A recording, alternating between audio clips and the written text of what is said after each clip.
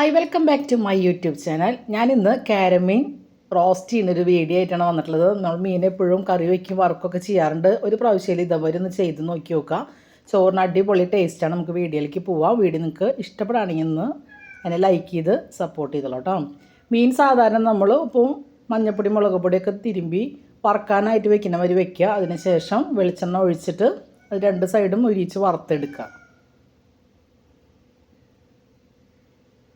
മീനൊക്കെ വറുത്ത് മാറ്റിയതിന് ശേഷം ആ വെളിച്ചെണ്ണയിലേക്ക് തന്നെയാണ് നമുക്ക് മസാലകൾ തയ്യാറാക്കി എടുക്കേണ്ടത്.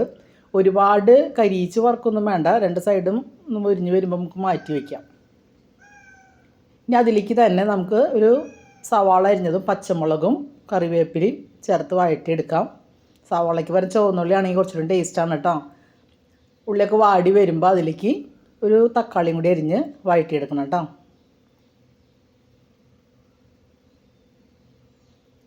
ഉള്ളിക്ക് വാടി വരുമ്പോൾ നമുക്കിതിലേക്ക് പൊടികൾ ചേർത്ത് കൊടുക്കാം. ഞാനിതിലേക്ക് കാശ്മീരി മുളക് പൊടിയാണ് ഇട്ട് കൊടുക്കുന്നത്. ഒരു ടീസ്പൂണോളം ഇട്ട് കൊടുക്കുന്നുണ്ട്. പിന്നെ കുരുമുളക് പൊടിയും ഇട്ട് കൊടുക്കുക. അതൊന്ന് പൊടിയുടെ പച്ചമണം മാറുന്ന വരെ ഒന്ന് ഇളക്കി കൊടുത്തതിന് ശേഷം ഇതിലേക്ക് ഞാൻ പുളി പിഴിഞ്ഞത് ഒഴിച്ച് കൊടുക്കുന്നുണ്ട്. അതുമാതിരി ഒരു 1/4 ടീസ്പൂണോളം ഉലുവപ്പൊടിയും കൂടിയും ചേർത്ത് കൊടുക്കുന്നുണ്ട്. അതും കൂടി ചേർത്ത് നന്നായിട്ട് മിക്സ് ചെയ്തതിന് ശേഷം ഈ വറുത്ത് വെച്ച മീൻ അതിലേക്ക് ഇട്ട് നന്നായിട്ടൊന്ന് ഇളക്കിയെടുത്താൽ നമ്മുടെ ഫിഷ് റോസ്റ്റ് റെഡി ആയിട്ടുണ്ട്. നല്ല ടേസ്റ്റാണ് കഴിക്കാൻ. നിങ്ങൾ ചോറിനായാലും ചപ്പാത്തിക്കായാലും ഇതൊരു പ്രാവശ്യം ഒന്ന് ട്രൈ ചെയ്ത് നോക്കാം. മീൻ മേടിക്കുമ്പോൾ ഏത് മീനായാലും കുഴപ്പമില്ല.